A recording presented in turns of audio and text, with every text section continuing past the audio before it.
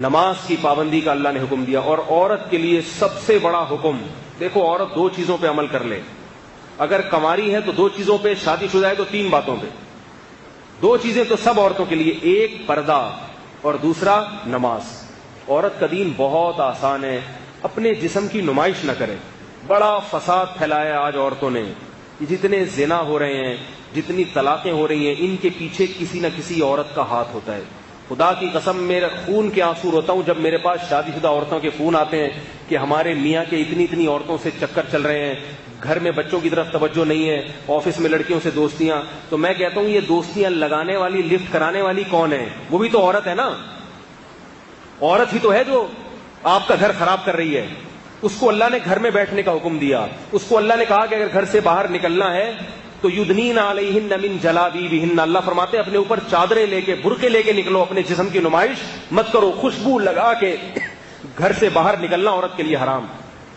تو خواتین اگر آج توبہ کر لیں اور اس کا اہتمام کر لیں کہ ہم پردہ کریں گے مکمل، اور پردہ اپنے چچازاد بھائی سے بھی ہوتا ہے، دیور سے بھی ہوتا ہے، جیٹھ سے بھی ہوتا ہے۔ اسلام میں عورت کی جس سے شادی ہوتی ہے صرف وہی اس کا شوہر ہوتا ہے۔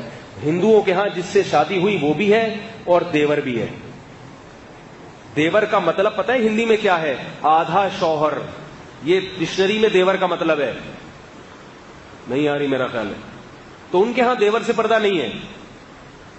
سکھوں کے ہاں تو ہے ہی نہیں پردہ، سکھوں کے ہاں تو باقاعدہ ہے کہ یہ شوہر یہ بھی ہے اور یہ بھی ہے۔ تو یہ بغیرتی والی زندگی پسند کرتے ہو کیا؟ ہم اس کو قبول نہیں کرتے۔ ہمارے ہاں ہے کہ یہ شوہر ہے، اس کے علاوہ کوئی بھی نہیں ہے، وہ نہیں دیکھ سکتا اس کو۔ دیور کو اجازت نہیں ہے جوان بھابھی کے سامنے بیٹھ کے گپے مارے۔ سالیوں اور بہنوئی کے جو ہے نا کتنی بری خبریں آتی ہیں، ایسی باتیں کرتے ہوئے ممبر پہ جو ہے نا شرم اور حیا آتی ہے۔ برائی کا تذکرہ کرنا بھی برائی کی اشاعت۔ کتنے فون آتے ہیں خواتین کے کہ میرے میاں مجھ میں دلچسپی نہیں لے رہے، بہن میں دلچسپی لے رہے ہیں۔ میری سالیاں آ رہی ہیں، گپے لگا رہی ہیں بہنوئی سے۔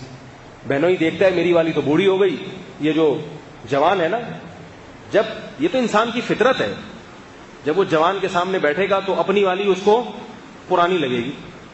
اس کے 10 بچے ہو گئے ہیں، وہ پرانی لگ رہی ہے، اور یہ کیا ہے؟ بالکل نہیں۔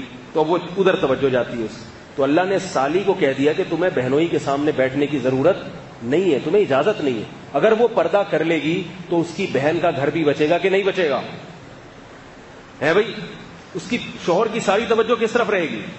لیکن اس کو ہمارے معاشرے میں برا سمجھا جاتا ہے۔ اگر پردہ کر لے گی نا تو بیوی ہی کو اعتراض ہوتا ہے، میری بہن نے میرے شوہر سے پردہ کیوں کر لیا؟ بے وقوف، اسی کو اعتراض ہوتا ہے۔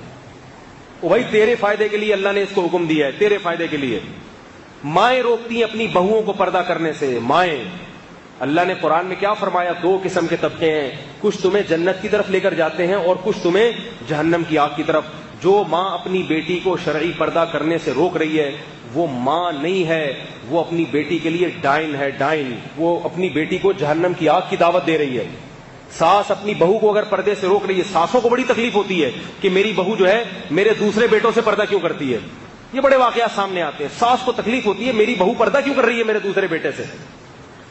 بھائی اللہ کا حکم ہے، بہو کے لیے اجازت نہیں ہے کہ اپنی ساس کی بات مانے۔ بعض شوہروں کو تکلیف ہو رہی ہے کہ میری بیوی میرے دوستوں سے پردہ کیوں کر رہی ہے۔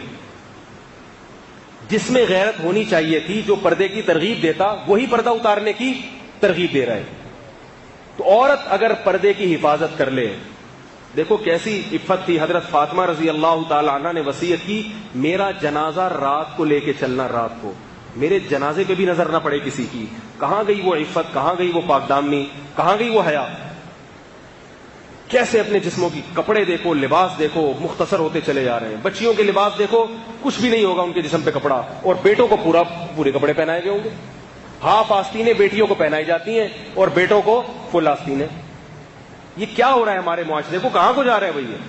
ان چیزوں کو روکنے کی کوشش کریں۔ اگر ہم قرآن پر ایمان رکھتے ہیں، ہم مسلمان ہیں، حیا والے لوگ ہیں، انگریز نہیں ہیں، انگریز نہیں ہیں۔ ان کے ہاں سب حلال ہے، سب حلال ہے، درندے بن چکے ہیں وہ۔ ابھی دیکھو نا، ایک کلب میں کسی پٹھان نے جا کے فائرنگ کر دی، سب کو مار دیا۔ ہم جس پرست، میں نہیں کہہ رہا کہ وہ قتل کرنا جائز تھا یا اس نے صحیح کام کیا، میں یہ نہیں کہہ رہا، لیکن اس سے اس معاشرے کی گندگی کا تو پتہ چلتا ہے۔ کلب بنے ہوئے ہیں لڑکوں سے لڑکوں کی بدکاری کرنے کے لیے، تو کیا تم بھی یہ چاہتے ہو تمہارا کلچر بھی مستقبل میں ایسا ہو جائے؟ تو یاد رکھو، آج وہ جس اسٹیج پر پہنچے ہیں اچانک نہیں پہنچ گئے.